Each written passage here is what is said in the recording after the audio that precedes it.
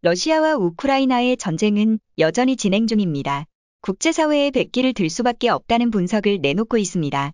그런데 이번 침공 소식이 국제사회에 알려지자 가장 긴장하고 있는 곳은 바로 대만입니다. 대만은 아시아의 우크라이나라고 평가받으며 중국은 대만을 자신들의 확실한 영향권 안에 두고 싶어 하기 때문입니다. 대만 또한 누구보다 중국의 속셈을 잘 알고 있으며 비대칭 전력을 통해 유사시 중국에게 막대한 타격을 줄 준비를 하고 있습니다. 하지만 대만과 중국의 인구수 차이는 대략 60배가 나며 섬지형인 대만 특성상 우크라이나처럼 지형을 이용한 결사항전을 하기란 어렵다는 분석도 나오고 있습니다. 중국이 대만을 노리는 핵심적인 이유는 크게 두 가지가 있습니다. 제일 먼저 대만을 완전히 정복하게 되면 대만 인근의 남중국해 바다에서 중국이 절대적인 영향권을 가져가게 됩니다.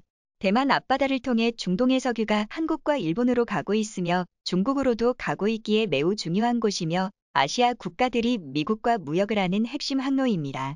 따라서 중국이 대만을 장악하면 하루아침에 한국과 일본의 원유 수송로에 타격이 생기며 원유 공급의 불확실성이 생긴 주한미군과 주일미군의 작전에도 영향을 주게 되어 동북아시아 안보 패권이 중국 쪽으로 넘어갈 가능성이 매우 큰 상황입니다. 미국에서도 이런 상황을 주시하며 중국이 절대적 영향력을 가져가는 것을 막기 위해 대만을 가라앉지 않는 항공모함이라 부르며 중국을 견제하는 전략적 요충지로 활용하고 있습니다. 중국이 대만을 탐내는 두 번째 이유는 바로 반도체 공급 때문입니다. 대만은 한국과 함께 세계적인 반도체 기술력을 보유하고 있고 파운드리 분야에선 전 세계 점유율 50%를 넘는 압도적인 실적을 내고 있습니다. 한국은 파운드리 분야에서도 세계 2위의 점유율을 기록 중이지만 메모리 분야에서 훌륭한 실적을 내며 전 세계 70%의 점유율을 기록 중입니다.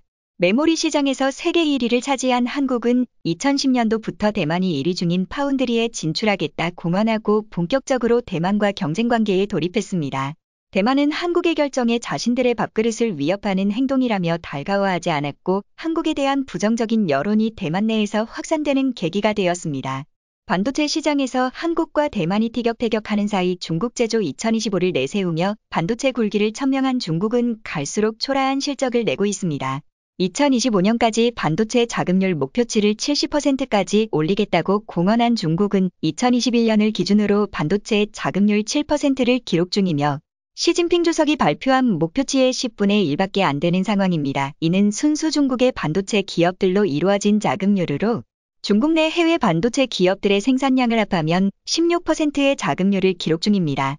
결과적으로 중국은 필요한 전체 반도체의 84%를 해외에서 수입하는 중이며 중국의 반도체 수입 금액은 세계 최고 수준으로 매년 2,100억 달러, 우리 돈 250조 원에 육박하는 금액을 쏟아붓고 있습니다. 자국 기업과 해외 기업을 모두 합해도 초라한 중국의 반도체 자급률은 미국과 유럽의 제재로 갈수록 더 낮아질 전망입니다. 반도체를 생산하는 장비는 대부분 미국의 특허가 들어가 있으며 네덜란드에서 생산하고 있기에 미국의 영향력이 크게 작용하고 있기 때문입니다. 중국은 최신의 반도체 생산 장비를 구하기 위해 노력 중이지만 미국의 제재로 단 한 개도 제대로 된 장비를 갖추지 못했으며 20년 전 구형 장비를 통해 반도체를 생산 중인 것으로 알려졌습니다. 따라서 중국은 반도체에 매우 목말라 있는 상황으로 대만의 반도체를 적극적으로 탐내고 있습니다. 중국이 대만을 삼킨다면 남중국해 패권은 물론 전 세계 반도체 패권까지 동시에 장악하여 서방 세계의 제재에 아랑곳하지 않고 자체적인 발전이 가능한 수준입니다. 현재 중국은 미국에 맞서기 위해 첨단 전략 무기들을 개발해오고 있으나 그런 전략 자산에도 반도체가 필수적으로 탑재되어야 하는데 미국의 제재로 중국의 무기에 들어갈 반도체를 구하기 어려운 상황입니다. 따라서 중국은 반드시 대만을 손에 넣어야 하며 미국의 군사 전문가들은 2024년경 새로운 항공모함을 개시한 중국이 무력으로 대만을 점령할 가능성이 있다 보고 있습니다. 이에 대만에서도 중국의 계획을 눈치채고 대책 마련에 나섰습니다. 현실적으로 중국과 정면 충돌한다면 이기기는 어렵기에 중국의 핵심 시설을 타격해 국가를 마비 상태에 놓을 수 있는 비대칭 전력을 큰 폭으로 확대하고 있으며 중국이 탐내는 대만의 TSMC 반도체를 해외에 분산시키려는 시도를 하고 있습니다. 기존의 대만 TSMC 창업자는 자신들의 기술력을 지키기 위해 TSMC 공장은 대만에만 지어야 한다는 고집을 부렸지만 최근 대만은 중국이 침공해 온다면 TSMC 공장을 전부 폭파할 것이라는 엄포를 놓으면서까지 중국의 무력 시위에 맞서고 있습니다. 이어서 TSMC를 해외로 보내면서 대만과의 연결고리를 만들어 유사시 대만을 지킬 계획을 하고 있는 것으로 드러났습니다. 최근 대만 네티즌들은 한국에다 TSMC의 공장을 지어야 한다고 주장하면서 여론을 조성하고 있습니다. 그렇게 경쟁 상대 한국의 반도체를 못 잡아먹어서 안달이던 대만이 왜 갑자기 이런 주장을 하는 것일까요? TSMC는 현재 미국과 일본의 공장을 짓고 있는데 미국은 최신식 반도체 공장을 짓고 있고 일본은 구식의 차량용 반도체 공장을 짓고 있습니다. 어찌됐건 대만이 생각하는 동맹국의 반도체 공장을 지으면서 얼마 전까지만 해도 미국과 일본만 도와준다면 중국의 침공으로부터 안전하다던 대만이 급격하게 태도를 바꾸며 이제는 한국에다가도 다리를 놓으려 하고 있는 것입니다. 대만과 한국은 강력한 반도체 경쟁자로 대립 중이지만 한국은 세계적인 군사 강국이며 무엇보다도 중국의 턱 밑에서 마음만 먹으면 중국의 수도 베이징을 타격 가능한 무시무시한 능력을 가지고 있기 때문입니다.